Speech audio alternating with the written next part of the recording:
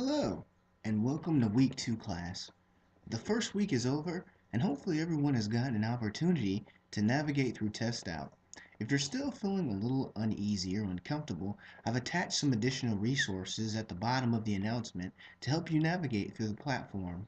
Now, last week, we had our introductions, and it sounded like we had a great mixture of experienced personnel and novice users.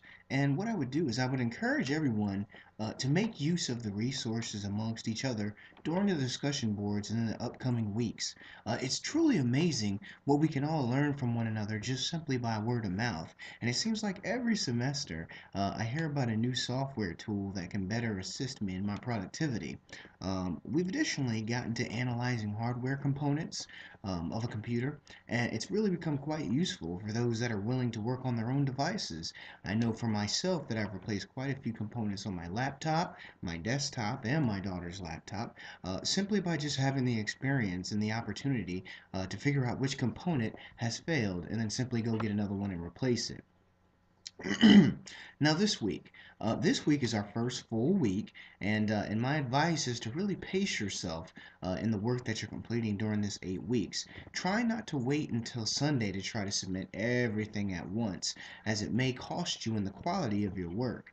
But simply, as I said before, pace yourself. Give yourself some time. Work on some Monday, work on a little bit Tuesday, and by the time the weekend comes, you're pretty much already finished if you can. There's a host of topics that we're covering as we continue working on the hardware aspects of the computers.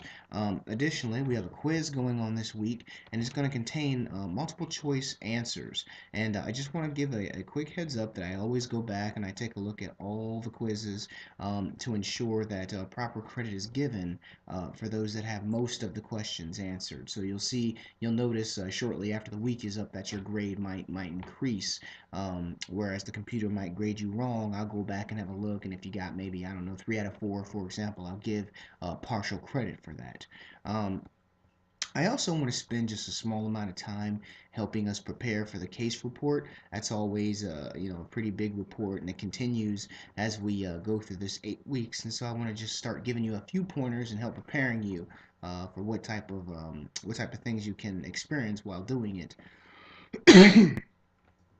In my experience, and even currently, I've had the opportunity not only to be the purchaser of the goods and services, but to also play the consultant in recommending products and services. So I've been on both ends of the spectrum.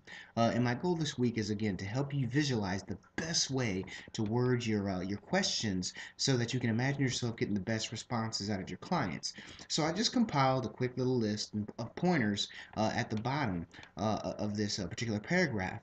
First off, don't lead the client. I know a lot of times that, especially in this given scenario, it's easy to kind of get tunnel vision and we have our own ideas about what could work with this client and we want it to work this way. But if we're looking for something specific that we want to know from the client, let's lead the client with questions. And by the specific questions that you ask, it will lead the client to the particular answer. So rather than saying, I think you need X amount of hardware storage or X amount of hardware devices, begin asking him questions that will lead him in that direction. Ask him how much work does he process or she process in a day? Do all the users need the same amount? Do they use the same amount of data? Ask questions that will lead you into making a good recommendation based off of their response. Two, leave your bias at the door. This has been a huge problem in previous semesters, and so I'm just trying to help you guys out again. We got to remember that this is about what the customer needs, not necessarily what you prefer. For example, I believe it would be highly unlikely that the customer would outright want for example, open source, open page software for an open office, for example. It'd be very hard for me to believe that in a business setting, the customer would prefer, a smaller use over a Microsoft product, which is usually the standard in business. So even though you may be familiar with certain tools, leave the bias at the door and make sure that this is about what the customer needs, because the first thing that's going to happen in the real world scenario is when you go to recommend your go-to what's familiar with you, the customer is going to want to know why. He's going to want to know why, and I'm going to want to know why. So I'm going to ask, why did you recommend this? Are you able to tell me about the cost? Is there a particular benefit other than the fact that you know it? So one of the things that we can do to avoid even getting into this position is leave your bias at the door and simply go off of what the customer particularly needs. Question three, or pointer three, I'm sorry, is to know what the customer already has in place. So ask questions about what type of processes they have in place. If you're going to recommend some security software, find out what type of security functions. Find out what type of jobs that they do. When you get to understand how a organization functions, it's at that time that you're able to make good recommendations. If you have no idea what each and every section or what each and every department is doing, it's hard to then go back and try to make some recommendations for what they might need to get their jobs done, and that also causes a lot of problems in the consulting business. So just make sure that you know what the customer already has in place. Four, this is huge as well. Pay attention to the customer's concerns and try to address them. So in the letter, the customer certainly lists some things that they're looking for, but at the same time, they also list some concerns.